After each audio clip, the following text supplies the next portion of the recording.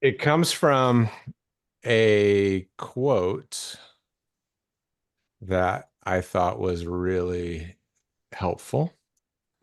And if I could close out some of these windows, I can find it. There you are. You guys know Samuel Johnson? I'm terrible with names, but that's a great last name. Yeah. Um, he said, truth is hard to assimilate in any mind when opposed by interest. Huh.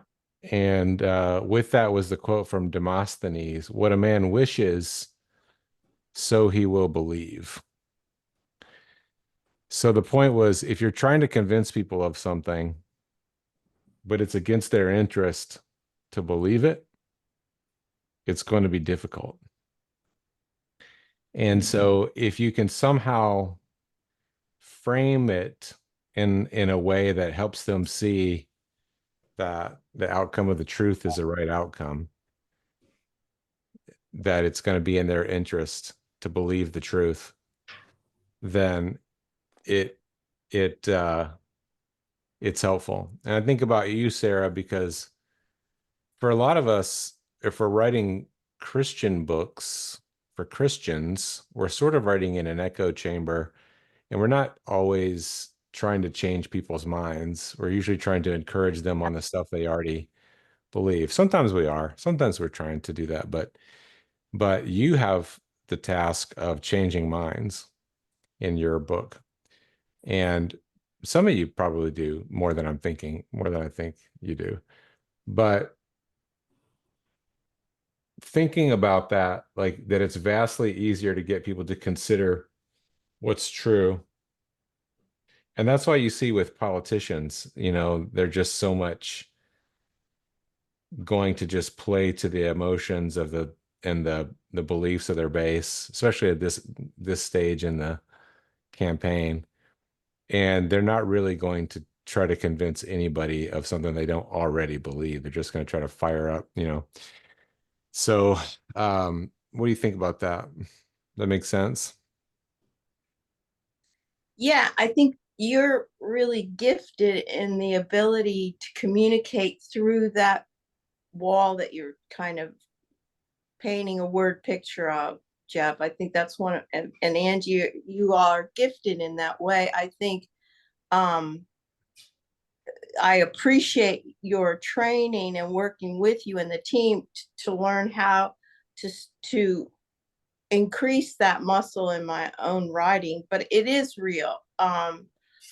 That's why I like the opportunity to write every month for a group because it keeps me, involved with the current generation. Hopefully, I'm still in touch with the other ones. I think that's one of the things about that is important is understanding each generation tends to have a focus. What do you think, Jeff? Understanding each generation has a focus. Mm-hmm. So you mean like there's kind of like you, tell me more. Well, I think that my sons are in their, some of them, probably some of y'all's ages, they're kind of into simple living. They're into more experiences, you Hmm. know, some, just to watch the casual dress that people have in the business world now compared to how it was when I was in working out in Los Angeles years and years ago. I mean, they're just certain cultural things. Are you talking about that, Jeff? Are you? I mean, potentially that's a factor. I guess if I'm thinking about like smart art, um,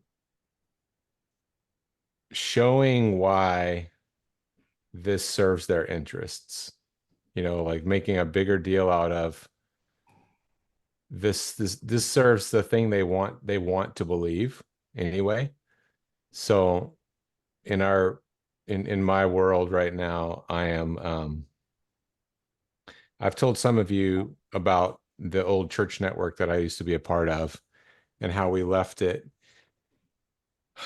And then 2 years ago, some information came out about the leader founder that is causing finally now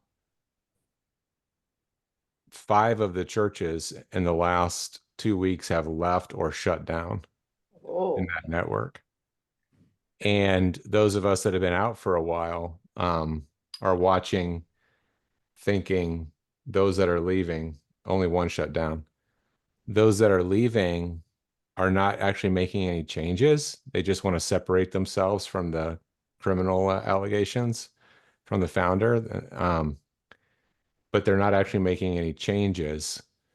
Um, Here's a better way to put it. When we left, and I had to explain to the church I was pastoring why I was leaving and why they should consider it too.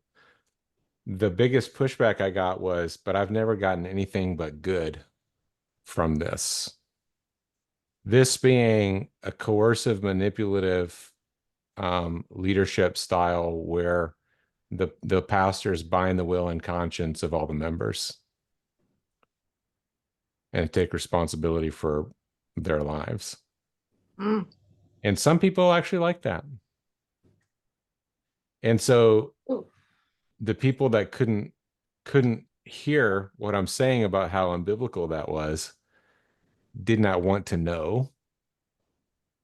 So I have to, when I'm trying to help somebody with it, I'm trying to figure out like the reason I talk so much and care so much about the image bearer of God as a decision maker, a judge and a decision maker, is because I think that's where all the value is of being a human. That's where all the fun is. That's where all the joy and excitement of creativity happens when you understand the responsibility you have as a steward of the life and identity God has given you, and you don't give that over.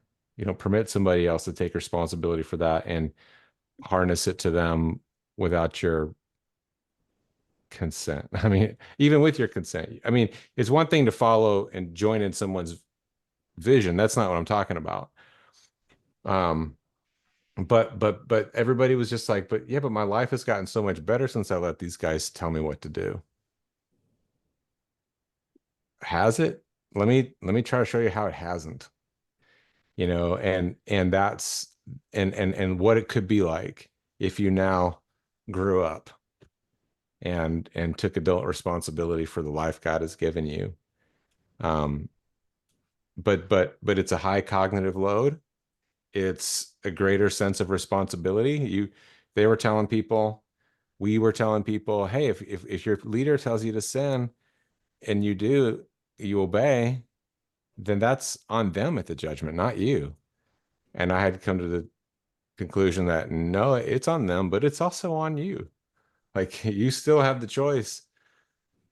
So anyway, that's always been and now as I see these churches leaving, but they're not actually changing those aspects, they're still going to just be their own little Mm. dictator instead of following a denominational dictator.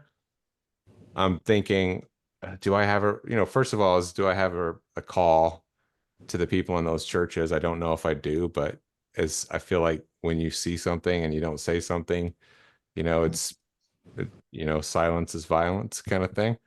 Mm. And then second of all, what else can I say? Like, how can I show what it's like to be a human? How can I show them what's right now they think is against their interest?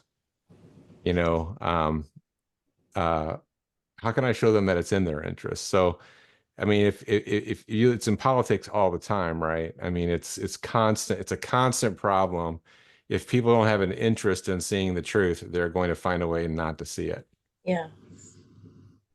Yes. And I think the, well, if we remain in words, we're limited.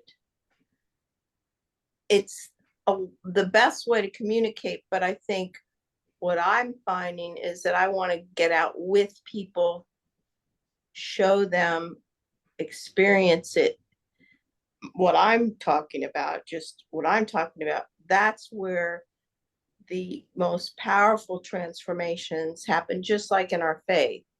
You know, Yeah. I can hear the word of God, which is life and bread, but it's in doing it and making mistakes that it becomes alive.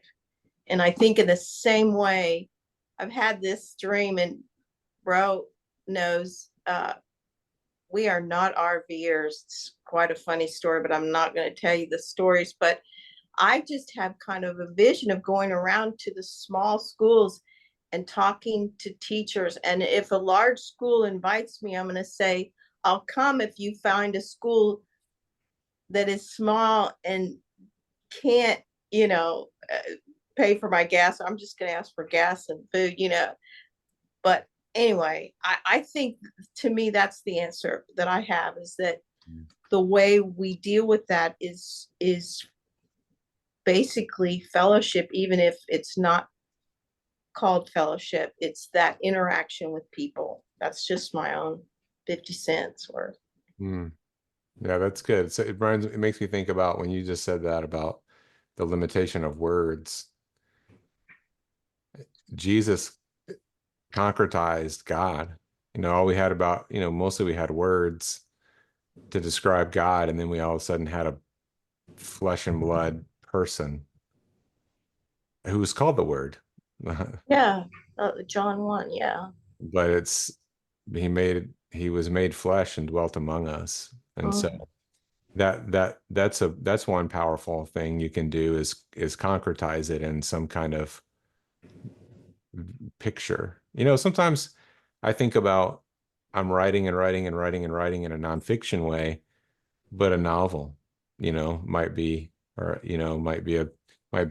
another way um to show the important, to show the truth. That's why when you're writing, to bring it back around to your work, all of your work, it's it's it's really good to give facts, and as simply as possible, remembering that we're prone to want to explain things in the most complicated way, like I probably just did, and hear things the most simple way. Hmm. Um, I have glutted myself on newsletters with people that I'm just constantly following people just right now because it's interesting to me. And the thing that is the most looks to me like the biggest problem among bloggers is just too lengthy, to just taking too many words to say things that, and I'm like, this is why people aren't reading.